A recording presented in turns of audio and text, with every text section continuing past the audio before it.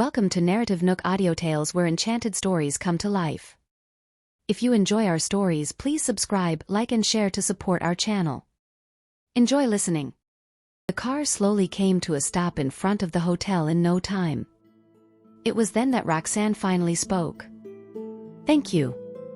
Just drop me off here." She then gave Lucian a nod and got out of the car. The moment her feet touched the ground, she stumbled forward and almost tripped. The alcohol had kicked in since earlier and it was quite warm in the car. Despite trying her best to stay attentive, she still couldn't help but feel drowsy. Thus her legs went weak like jelly when she stepped on the ground. Just when she was about to fall forward, she felt a strong arm wrap around her waist and pull her back into the car. Lucian only let go of her once she sat back in the seat and regained her balance. It took Roxanne a few seconds to figure out what had just happened.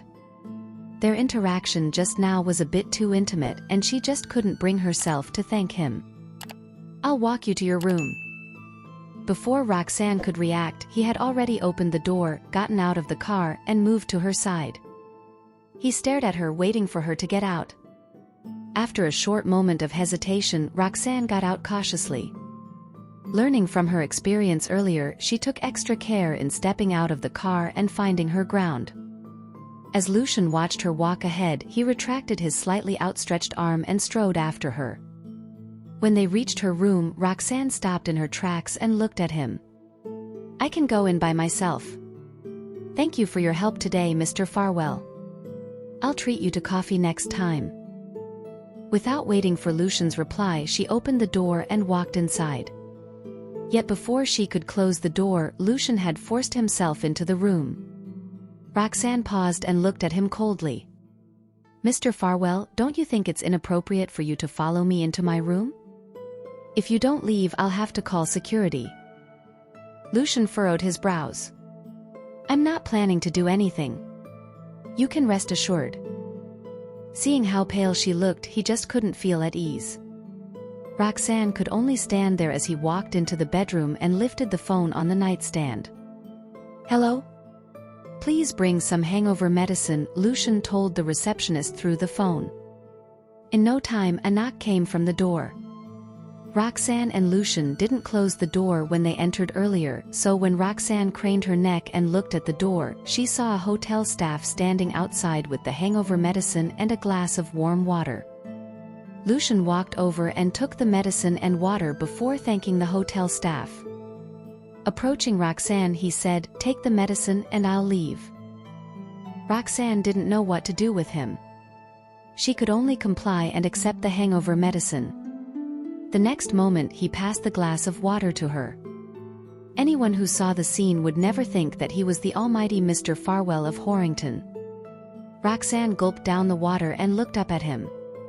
"Can you leave now?" Lucian frowned again, but he said nothing further and left the room. After closing the door, he told Caden, "Check me in here. I want the room beside this one." Caden was taken aback, but he soon realized what was going on when he remembered who was staying inside the room. He immediately agreed and hurried down to the reception. Inside the room, Roxanne still felt dizzy after taking the hangover medicine. She washed up quickly and went to bed. Perhaps it was because of the alcohol, but her mind started to wander after she lay down. She recalled the events from 6 years ago, how she used to do everything she could to make Lucian happy and pay more attention to her, only to see her efforts go in vain. She also thought back to the times he treated her thoughtfully after they met again. Those memories stirred up mixed emotions within her. Meanwhile, at Ocean Restaurant, Larry continued to drink with the seniors. When he noticed that Roxanne hadn't returned after a long time, he started to worry. Using the excuse of going to the washroom, he went out and gave Roxanne a call. Roxanne was finally about to fall asleep after overthinking for some time, but the sudden noise of her ringtone woke her up. She opened her eyes and took a while to process what was happening. Without even looking at the caller ID, she answered the call. "Hello? Who is this?" Larry was bewildered by her question. "It's me. Hearing his voice, Roxanne finally came back to reality. She felt that she had forgotten something very important. "Where are you? Why aren't you back yet?" Larry asked worriedly, unaware of what had happened to her. Only then did Roxanne remember that she was supposed to be at the post-conference dinner. Earlier, she had thought that she would be able to return to the restaurant after buying Lucian coffee, so she had left without telling her seniors. Unexpectedly, she had been brought back to the hotel afterward, and the dinner had totally slipped off her mind. Upon remembering that, Roxanne apologized to Larry. "I'm sorry, Larry. I'm not feeling well, so I left first. I forgot to let you know. Please apologize to them on my behalf." Larry heaved a sigh of relief. "I see. I thought something bad happened to you. It's good to hear that you're fine. Since you're not feeling well, you should rest up. I'll tell the seniors." After exchanging a few pleasantries with Roxanne, Larry hung up the phone. When he returned to the private room, everyone turned their attention to him. "Where did Dr. Jarvis go? You're already back, yet she's still nowhere to be seen." Larry poured himself some wine and raised the glass. "Dr. Jarvis is feeling unwell, so she left first and asked me to apologize to everyone on her behalf. Here, let me give a toast to everyone to thank you for your kind understanding." Bringing the glass to his lips, he downed the drink in one shot. Gerald and the others all reassured Larry that it was fine, although they found it a pity that they weren't able to spend more time with Roxanne. Nevertheless, Roxanne's absence prompted everyone to check the time. It was getting late, and many of them were already drunk. Gerald stood up, announcing, "I guess it's time to go. Let us gather again soon." Everyone then bade their farewells and left one after another.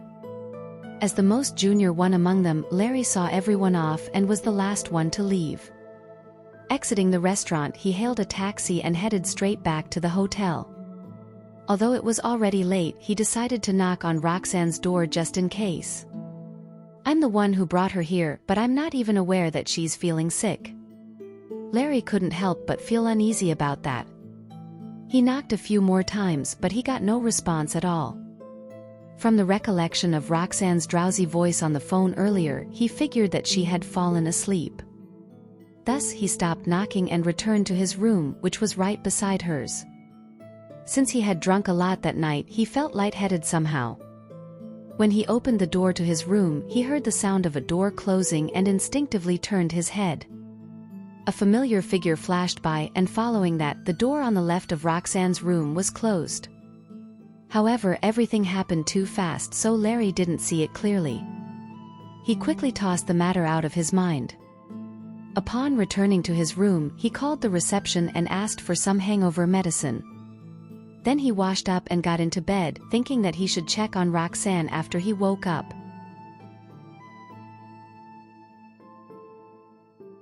The next morning, Larry woke up to a faint headache. With Roxanne in mind, he tidied himself up and headed to the room next door. Right when he opened the door, he saw the door to the left of Roxanne's room being pulled open at almost the same time. The next moment, a familiar figure walked out. Lucian was also worried about Roxanne, so he had come out to check on her. To his surprise, he ran into Larry. When he met the latter's eyes, he knitted his brows lightly. Nonetheless, he greeted Larry politely. "It's been a while, Mr. Morrison." Larry recognized Lucian. However, he was hesitant to speak first. After all, the conference organizer was the one who booked the hotel for them. It was just an average hotel in Belridge, and considering Lucian's status, he thought there was no reason for him to stay at a place like this. It was only when Lucian spoke to Larry that the latter was sure of the former's identity. After a short pause, Larry smiled and nodded. "Hello." Lucian gave a nod in response and walked up to Roxanne's door nonchalantly before knocking on it. Larry stiffened, and a thought immediately ran through his head. Did Lucian check into this hotel because of Roxanne? What's going on between them? With that in mind, Larry hesitated for a bit before approaching Lucian. "Mr. Farwell, do you need anything from Roxanne?" he asked casually. Raising his brow, Lucian replied, "She wasn't feeling well last night, so I brought her back. Naturally, I have to check on her." His answer confirmed the doubts Larry had. The latter smiled gently. "It's nice of you to be concerned, Mr. Farwell. But I don't think Roxanne wants to see you." Instantly, Lucian's eyes darkened and the atmosphere around them turned tense. Yet Larry acted as though he noticed nothing. With the smile still on his face, he calmly turned to face the door to Roxanne's room. Inside, Roxanne had already woken up, washed her face, and brushed her teeth. When she heard the knocks on the door, she thought it was Larry, so she walked over and opened it without much thought. At the sight of the two men standing in front of her, she was startled. "Why are you here?" she asked Lucian. "If I recall correctly, his hotel is near the restaurant where we ate last night. Why is he here so early in the morning? What does he want from me now?" Lucian's brows were scrunched up as he studied her. Noticing that she looked better than the night before, he was relieved. "It's better to go the second mile. Since I sent you back last night, it's natural that I make sure you're fine the next morning." Roxanne smiled and said, "Thank you for your concern. I just drank a bit too much last night, but I'm fine now." She no longer had anything to say to him after that. Turning to Larry, she spoke in a friendlier tone. "Larry, what's up?" "Nothing much. I'm just worried since you said you weren't feeling well last night," said Larry gently. The smile on Roxanne's face seemed more sincere when she talked to Larry. "Sorry for making you worry, Larry. I'm okay now." "That's good to hear," replied Larry smilingly. After the brief exchange, Roxanne looked at Lucian, who was still standing in the same spot. With a light frown, she prompted, "Mr. Farwell, is there anything else?" Lucian felt upset after seeing how Roxanne and Larry interacted with each other. Despite knowing that Roxanne was hinting at him to leave, he nodded firmly in response to her question. Roxanne was perplexed at seeing him nod. "It's almost time for breakfast. If you don't mind, we can have it together." Lucian looked at the two calmly. Roxanne's and Larry's expressions changed. They did not understand what Lucian meant. It took a moment before Roxanne came back to her senses. She forced a smile and said, "You're a busy man. I need some time to finish packing, and I don't want to waste your time. I'll eat on my own later." Lucian replied with a smile, "It's all right. I don't have much on my schedule today. I can wait." Roxanne could feel her head start to hurt again. She smiled and continued, "I'm afraid you won't be used to the food we eat." Lucian remained unfazed. "Rest assured, I'm not a picky eater." Roxanne was speechless. This man stands at the top of the commercial world. I've made it evident that I don't want to have breakfast with him. He is doing this on purpose. What on earth does he want? Roxanne's head started to hurt even more. In the end, she decided to use Larry as an excuse. "I have something to tell Larry after breakfast, and it won't be convenient for you to be around, Mr. Farwell." She then looked at Larry pleadingly. The latter smiled warmly and turned to look at Lucian. "That's right. We do have something to discuss. Can we have some time alone?" Lucian was displeased at seeing how the duo was on the same page. However, he said calmly, "Is that so? I'll leave when it's time for you to speak." Roxanne did not anticipate that Lucian would be so thick-skinned and was about to find another excuse when she heard him mention what had happened the night before. "You must remember that you said you'll buy me coffee last night, Miss Jarvis. However, I ended up paying, so that did not count. Also, I sent you home last night. If I add all these up, I'm sure it's not too much for me to ask for breakfast, right?" Lucian looked at the petite woman before him. Upon hearing this, Roxanne relented. "Give me a moment. I'll go get changed." She hoped that Lucian would keep his word after breakfast and they would go their separate ways. Roxanne closed the door and headed back in. The duo outside the door had different expressions. Larry continued smiling warmly. He was displeased just thinking about Larry's close relationship with Roxanne. After Roxanne finished packing, the three went down to have breakfast together. As Lucian was around, Roxanne and Larry were reticent. The atmosphere was simply depressing. Lucian, however, casually asked about their plans for the day. "I wonder what plans the both of you have after breakfast."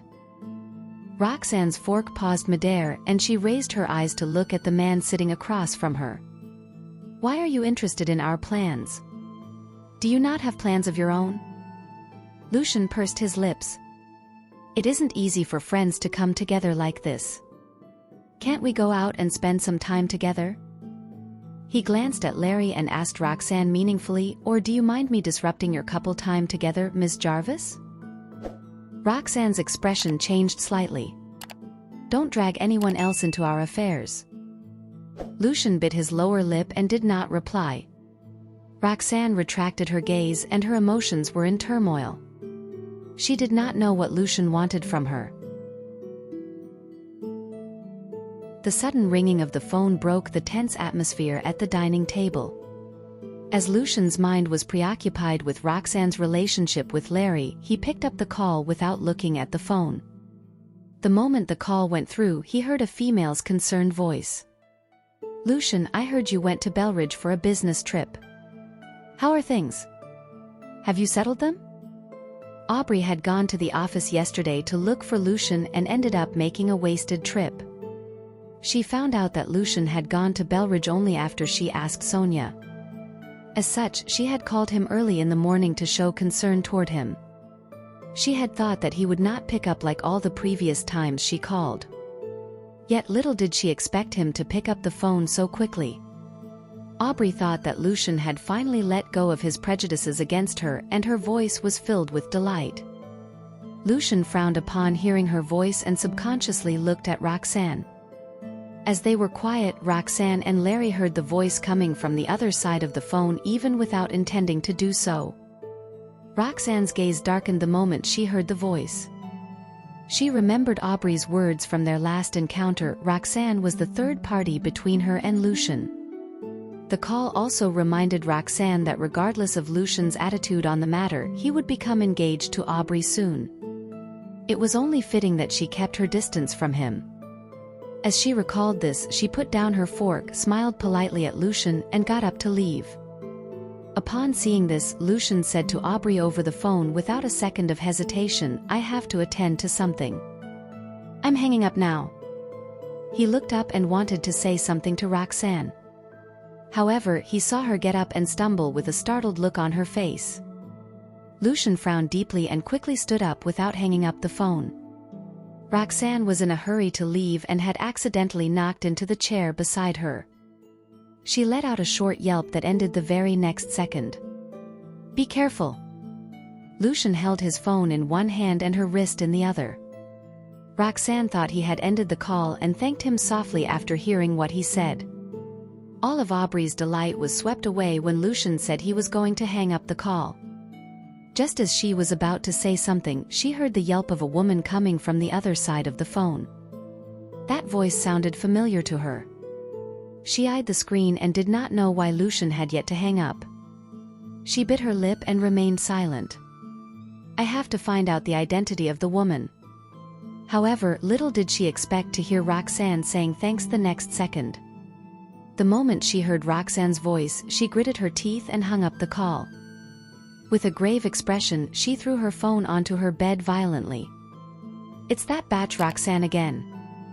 I've already warned her the last time." To think that she has the cheek to appear before Lucian. Also, based on what I heard, Lucian hung up the phone because of her. Aubrey's face turned red from anger.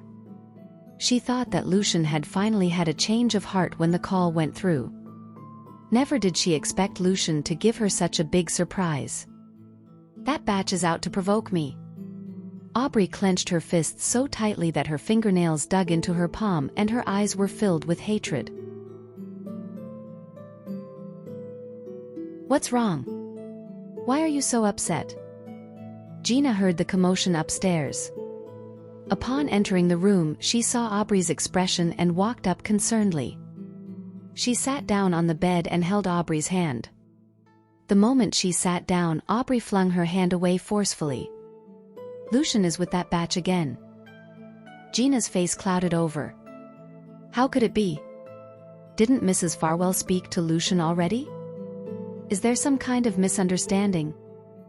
Aubrey was livid just from thinking about Roxanne's voice and Lucian's indifferent attitude toward her. I heard that batch's voice. There's no way it's a misunderstanding. Lucian's attitude just now made it clear that I was disrupting them. Otherwise, why would he want to hang up the moment the call went through? That batch left without a word all those years ago. What on earth did she do to seduce Lucian now that she's back? Gina furrowed her brows. Isn't Lucian on a business trip? Why would he be together with her? It was still fine if Gina did not bring this up. However, now that she did so, Aubrey gritted her teeth and ventured a guess. He claims it's a business trip, but he could have gone all the way there to look for that batch. Otherwise, why would they be together so early in the day? Looking at the time. Does this mean they were together the night before as well? At that thought, Aubrey suddenly got up from the bed. She could not sit still, but she could not think of any solution at that moment either. Gina's expression soured when she heard this. Lucian's wedding with Aubrey had already dragged on for 6 years. Although Lucian had been postponing the wedding, they were never once worried that it would not happen. After all, Lucian did not have any woman near him except Aubrey. However, things were different now that Roxanne was back in the country. Lucian had made known his intentions to break off the engagement, and things could not continue this way. Aubrey turned around, held Gina's hand, and suggested with a face full of concern, "Mom, why don't we speak to Mrs. Farwell again?" Gina only hesitated for a moment before shaking her head slowly. "Then what should we do? Do we leave things be and watch Lucian get together with that batch?" Aubrey asked through gritted teeth.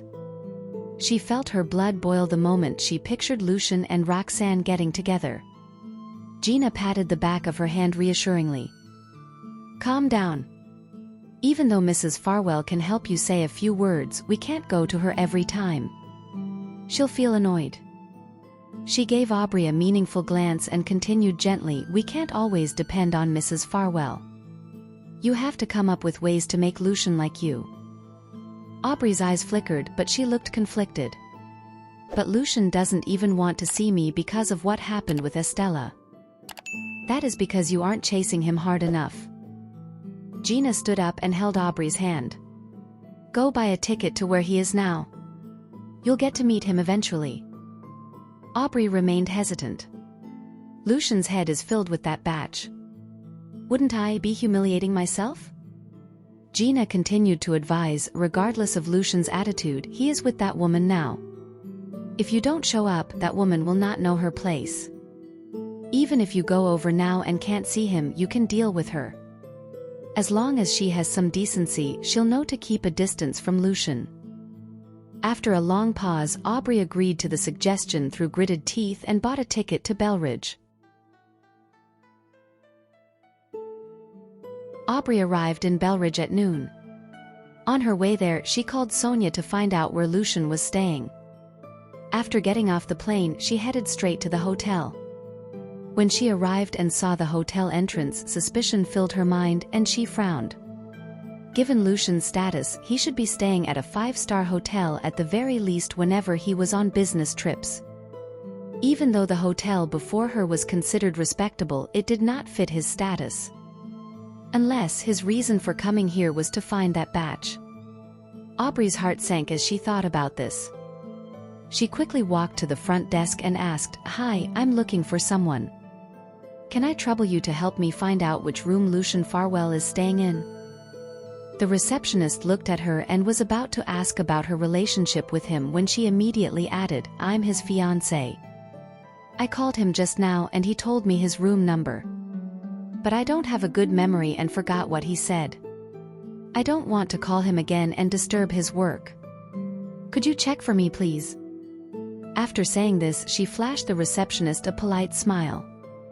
The receptionist had noticed her the moment she entered and knew she was no ordinary person. After hearing her words, the receptionist no longer doubted her and quickly searched for Lucian's room number. Aubrey was delighted to get his room number so effortlessly, and her smile became more sincere. He won't be coming down anytime soon. Could you give me a keycard to his room? I'll wait for him upstairs. The receptionist looked troubled as she replied, I'm sorry. We can't just give away our guest's keycard. Aubrey's smile froze. Then could you check if the room beside his is vacant and check me in? The receptionist agreed and completed the check-in process for her quickly. Right then Roxanne and Larry returned from outside. After having breakfast, Lucian had to part ways with them due to work. Only then did Roxanne finally feel relieved. As they had nothing on in the afternoon, she had asked Larry to arrange meetings with the seniors they had met yesterday so that she could apologize for leaving without notice. Thankfully, they did not take any offense. It was noon by the time they returned to the hotel after their visits. Roxanne was slightly worried that she would bump into Lucian when they returned. She did not know how to face him. When she returned to the country, she had thought that the two would be strangers after not seeing each other for 6 years. He never expected so many things to happen between them, much less for his attitude toward her to change drastically. She could not help but feel her head hurt the moment she thought of him. When they arrived at the hotel entrance, she heard Larry whisper something in her ear. However, it did not register as her heart was all over the place. Here's your keycard, said the receptionist.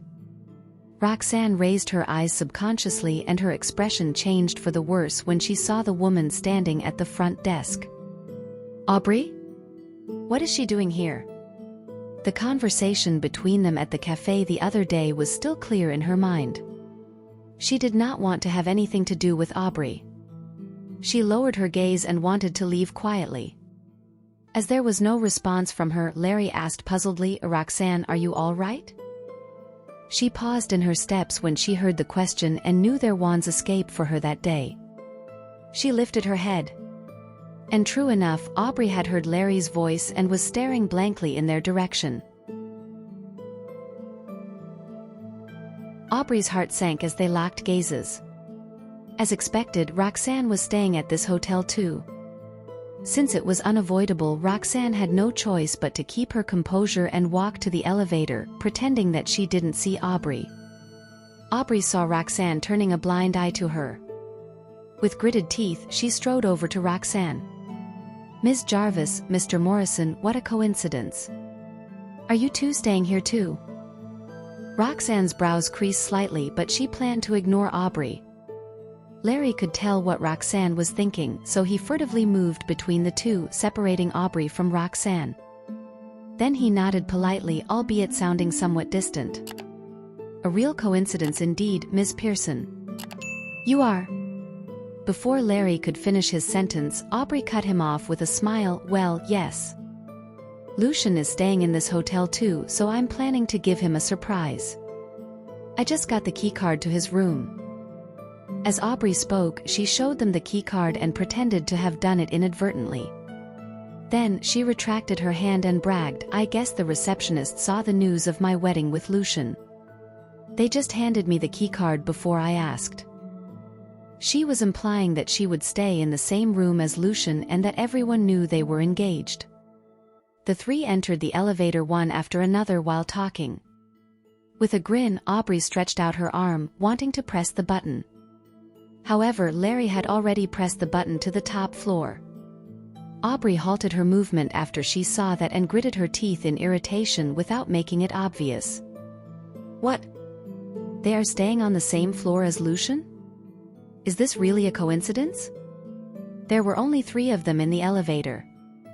Roxanne was ignoring Aubrey blatantly while Larry had nothing to say to Aubrey. The atmosphere in the elevator was exceedingly depressing. Oh right, what are the both of you doing here in Belridge? With a smile plastered on her face, Aubrey clenched her fists and broke the silence while trying to suppress her displeasure. She wanted to know who was going after the other. Although she was facing Larry, she was looking at Roxanne from the corner of her eye. Roxanne remained straight-faced. It was uncertain if she didn't hear what Aubrey said or if she didn't mind what Aubrey was saying. "We came to join a conference here yesterday," Larry replied briefly. A faint scowl appeared on Aubrey's face. Since the two had something to do here, Aubrey wondered what had brought Lucian here. The speculation she had in the morning became more intense in her heart. Aubrey couldn't hold back the anger she tried to conceal, and the smile on her face looked stiff. "Is that so? Did you two meet Lucian in the past 2 days? I don't know if he is busy with something." Larry was about to speak when he saw Roxanne, who had been remaining silent beside him, frown. That made him swallow the words on the tip of his tongue. "Mr. Farwell is a busy man. We wouldn't have the chance to meet," Roxanne said coldly. Before Aubrey could react, Roxanne got out of the elevator as soon as the door opened. Aubrey followed behind Roxanne, looking gloomy. They had breakfast together this morning. And now she's telling me that they didn't meet? Is she trying to make a fool out of me? Following Roxanne along the corridor and seeing her entering a room, Aubrey lifted her head and checked the room number. Then she took a look at the keycard in her hands. All color drained from Aubrey's face. Lucian's room number was only a digit different from Roxanne's room number. Aubrey tried hard to convince herself that it was only coincidental that the two were staying on the floor. However, she couldn't accept that they were staying next door to each other now that she saw it with her own eyes. Now Aubrey could no longer persuade herself that this was a coincidence. Back in her room, Roxanne's expression looked grim as she spaced out on the bed. Roxanne never imagined she would encounter Lucian here. Moreover, she never expected Aubrey to come after him. It was beyond Roxanne's imagination how things would turn out if the three met. A faint scowl appeared on Roxanne's face. Wasting no time, she stood up and started to pack her luggage. She decided that she would avoid any trouble which she couldn't bear the consequences. After all, she had nothing left to do in Belridge. Thus it didn't matter when she left. Halfway through packing, she heard a knock on the door. Roxanne stood up to open the door. Feeling slightly apprehensive, she raised her voice and asked, "Who is it?" From outside the door, Larry's voice sounded. "It's me. It's almost time for lunch. Should we grab something to eat?" Roxanne opened the door consequently and let Larry into the room. When Larry saw that Roxanne had almost done packing, he asked, "What are you doing?" "I'm thinking of leaving first since there's nothing left for me to do here." Roxanne smiled apologetically. Larry furrowed his brows. "Is this because of Aubrey? Otherwise, why would you want to leave all of a sudden when you didn't mention a word about wanting to go back and when you seemed fine this morning?" Larry was aware of the conflicts between the two. Therefore, Roxanne didn't try to hide it and lowered her eyes as a form of confirmation. "What can she do to you with me here? We'll keep each other a company. She wouldn't accuse you of having something to do with Mr. Farwell, would she?" Larry was puzzled. "I only want to save myself from trouble. After all, there's nothing left for me to do here and I can leave whenever I want. So why should I make things hard for myself?" Roxanne smiled faintly. After pondering for a while, Larry nodded in agreement. "You're right. There's nothing much left to do here anyway. I'll go back too since you're leaving. Let me pack up my stuff." Roxanne promptly nodded at that. Soon after, Larry and Roxanne both packed up their luggage and went to the hotel reception check out of their respective rooms. They turned around and got ready to leave after checking out but met Lucian, who had just returned at the entrance. "Mr. Farwell," Larry greeted politely. As for Roxanne, she simply nodded her head coldly. Lucian saw them carrying their luggage. With his brows furrowed tightly, he asked, "You two are leaving? The conference is over and we have nothing to do here. It's time for us to leave. Please excuse us, Mr. Farwell," Larry said. He then turned to face Roxanne, unsure if she had anything to say to Lucian. However, Roxanne looked indifferent and left with her luggage right after he finished his sentence. It was lunchtime. Roxanne didn't want to encounter Aubrey coming down from her room and be troubled by the latter. Seeing that, Larry strode off right behind her. Lucian reached out and grabbed Roxanne's wrist when she reached the entrance. Roxanne halted her steps and turned around slightly to see Lucian's hand on her wrist. "Mr. Farwell, please behave yourself." Without loosening his grip, Lucian looked at Larry and asked, "What time is your flight?" "It's the earliest flight. You won't be able to book a ticket now." "Mr. Farwell, you shouldn't hold up our time." Larry sounded aloof after he saw Lucian gripping Roxanne's wrist. Lucian knitted his brows and said while staring at Roxanne, "Well, that's great. I bought a ticket for the same flight too. Let's leave together. I think you should keep your fiancée accompanied, Mr. Farwell. She's just arrived and is waiting for you in your room. We'll be on our way now." Roxanne shook off his hand, spun on her heels, and walked off without looking back. Lucian's expression dimmed as he watched Roxanne leave.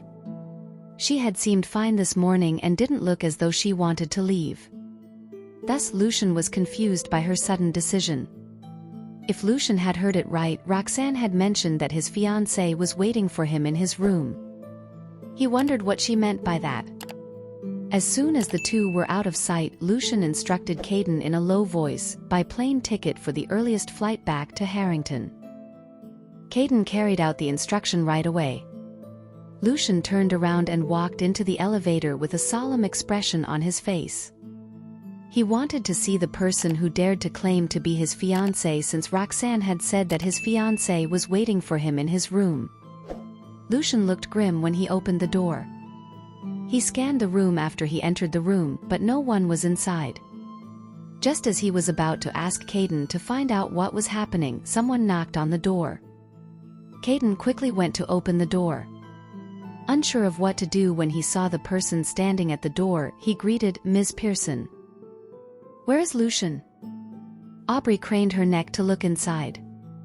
Aubrey was sure she had heard some noise coming from inside Lucian's room from her room. Also, Lucian should be back at the hotel at this time. After looking around, Aubrey frowned as she didn't see Lucian. Then she tried to enter the room. Seeing that, Caden swiftly stopped her. "Ms. Pearson, this is Mr. Farwell's room. I don't think it's appropriate for you to come in." Aubrey ignored him and said, "It's just a matter of time for Lucian and me to get married. Why is it inappropriate for me to enter his room? Let me in." Caden didn't dare to stop Aubrey with too much force since she was a lady. Soon she managed to make her way into the room. Aubrey thought Lucian wasn't in his room since he didn't show himself even after she had caused such a big commotion. To her surprise, she saw Lucian sitting on the couch after she entered the room. Lucian had just returned from his business. He was sitting upright on the couch with his suit on and his legs crossed and looking at her emotionlessly, which made her feel a sense of oppression. When Aubrey met Lucian's gaze, she said carefully, "Lucian, you're here." Lucian remained expressionless as he stared at her. It suddenly dawned on him that the fiancée Roxanne had mentioned was Aubrey.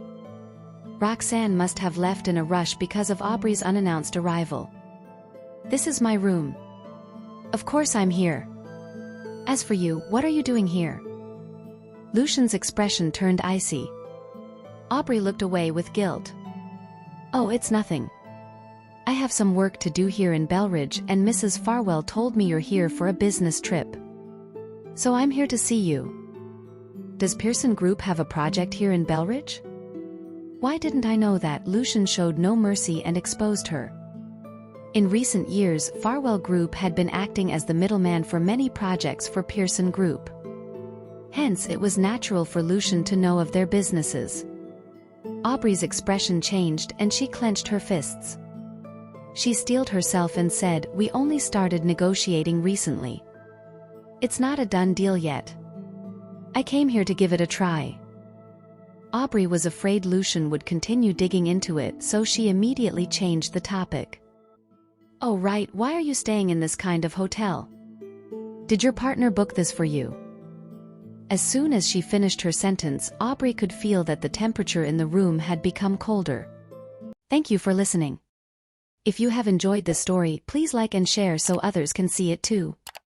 Also hit the subscription button and notification bell so you can be notified on our next release. Thank you for your support. God bless you.